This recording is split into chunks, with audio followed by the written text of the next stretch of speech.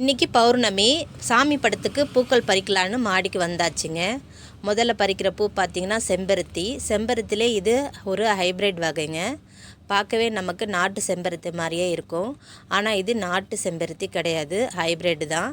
நாட்டு செம்பருத்தியை உங்களுக்கு காட்டுறேன் பாருங்கள். இதுதான் நாட்டு செம்பருத்தி. இது பார்க்கவே இதழ்கள் தனித்தனியாக இருக்கும். அந்த இதழ்கள் ஓரத்தில் பார்த்திங்கன்னா வெட்டு வெட்டாக இருக்கும்.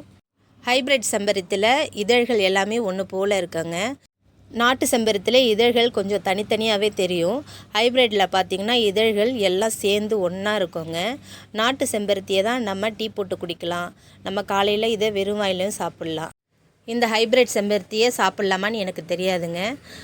அப்புறம் மாடியில் இருக்க மற்ற பூக்கள் எல்லாமே பறிச்சிட்டேன். செம்பருத்திலே இன்றைக்கி பார்த்திங்கன்னா ஒரு 10 கலர் எனக்கு கிடச்சிதுங்க.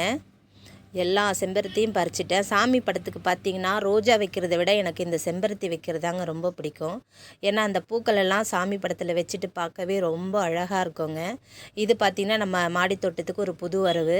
ரொம்ப அழகான கலர் இது. ஆரஞ்சு இல்லாமல் சாண்டலும் இல்லாமல் ரெண்டும் கலந்துருக்கோங்க. இப்போ பூக்களெல்லாம் பறிச்சாச்சு.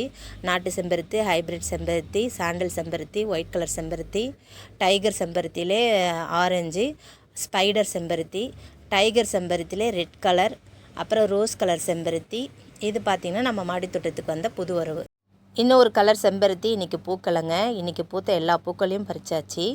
சாமி படத்துலேயும் வச்சு அழகு பார்த்தாச்சுங்க. இந்த பதிவு உங்களுக்கு பிடிச்சிருக்கோ நம்புகிறேன். லைக் பண்ணி, ஷேர் பண்ணி, சப்ஸ்கிரைப் பண்ணுங்கள். இயற்கையை நேசிப்போம். நன்றி.